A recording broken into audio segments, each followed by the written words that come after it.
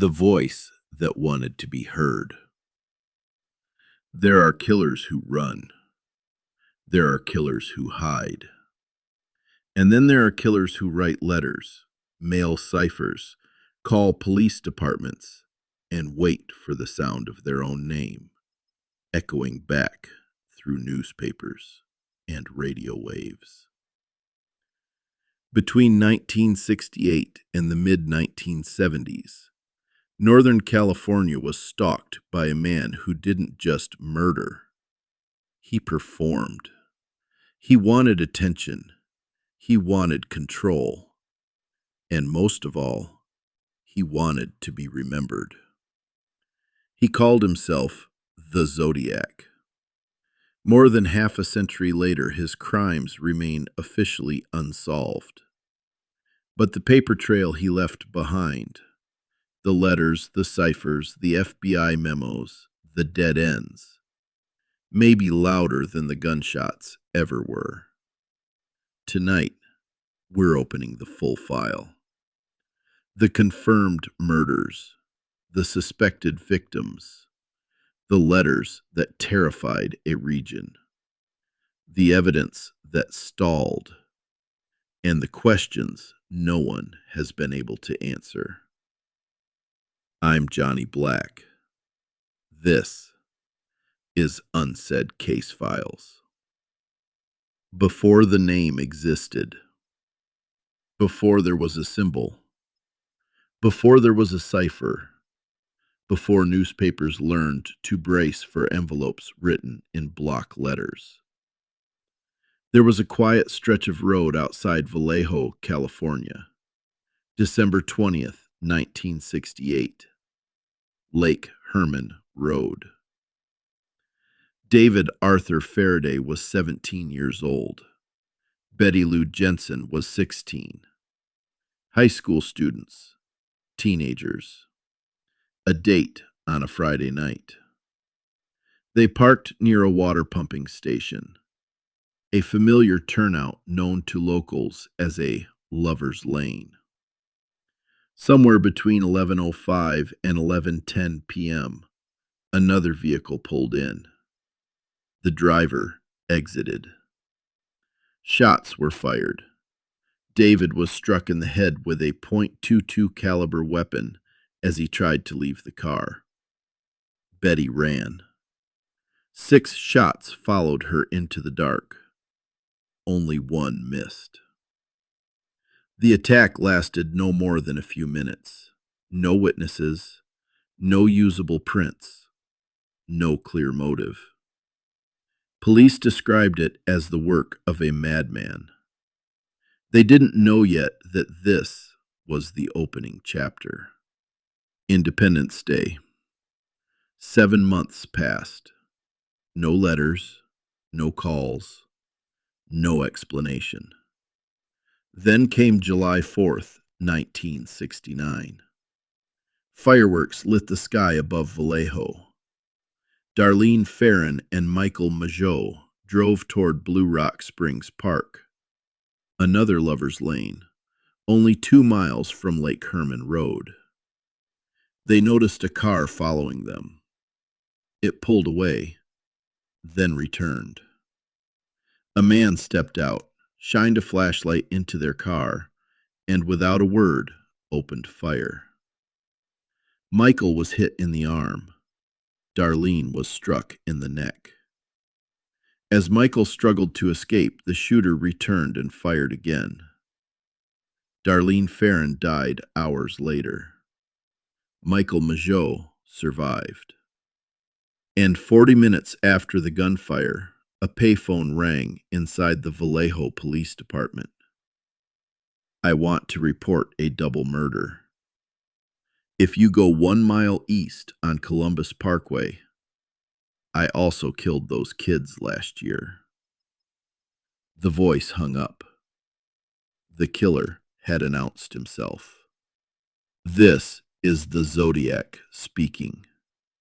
On July 31st, 1969, 3 newspapers received letters. San Francisco Chronicle, San Francisco Examiner, Vallejo Times Herald. Each letter claimed responsibility. Each contained part of a cipher. Each demanded publication. Days later, another letter arrived. This is the Zodiac speaking. A name, a persona, a symbol resembling a gun sight.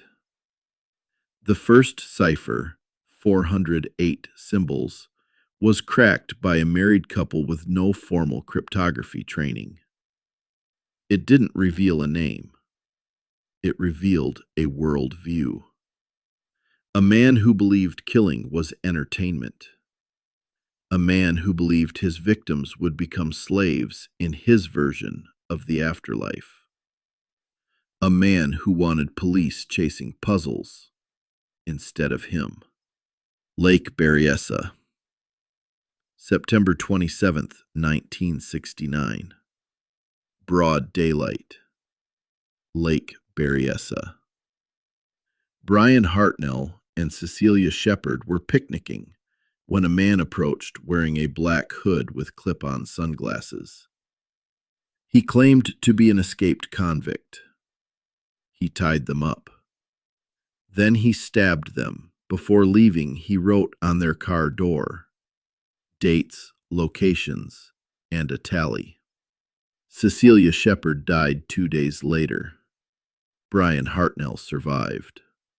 The Zodiac called police again.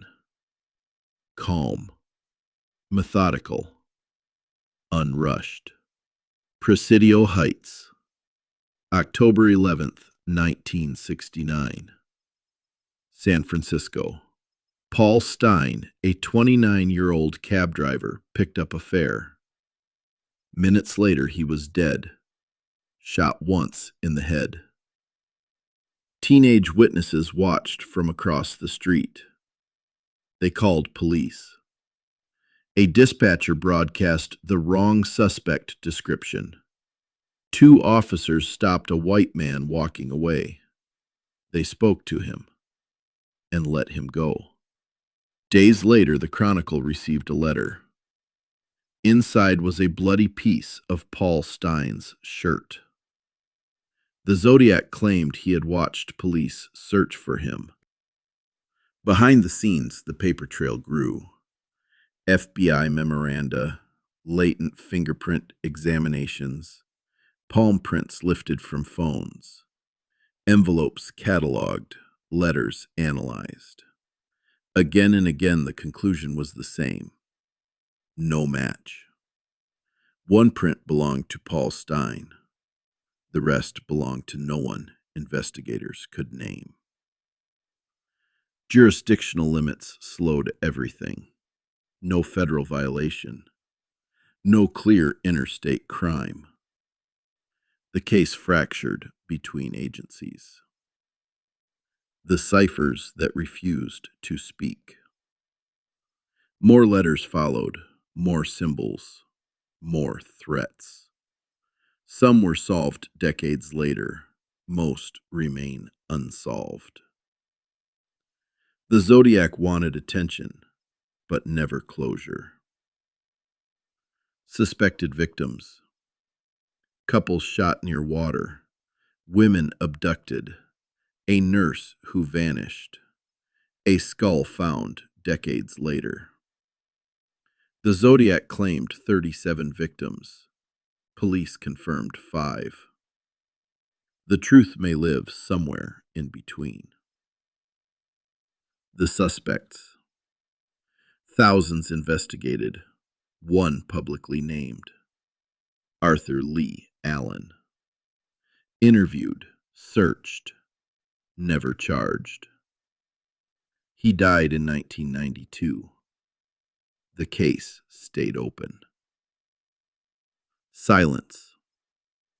By 1974, the letters stopped. No explanation, no arrest, no confession, just quiet. What was never said. The Zodiac wanted to be remembered, and in that sense, he succeeded. But memory isn't justice, and puzzles aren't answers. What remains are the victims, the dates that stopped, the voices that never came home. Some cases fade. This one refuses. I'm Johnny Black.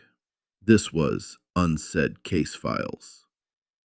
Until next time, listen closely to what goes unsaid.